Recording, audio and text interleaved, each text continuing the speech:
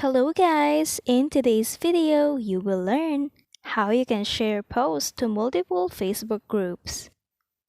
To start, open your Capcut app and select a new project, or you can also select a video that is already saved to your cell phone.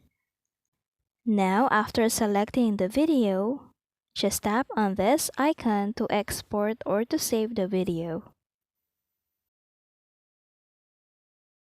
After exporting the video, you can see right here ready to share. But what we're going to do is just to tap on these three dots right here. It will allow us to share this video to multiple Facebook groups.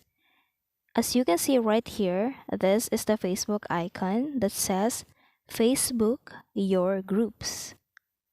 After selecting that option, you can see right here choose group.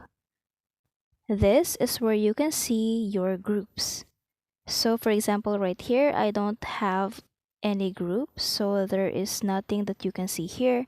But for example, you have your groups, you can see them right here.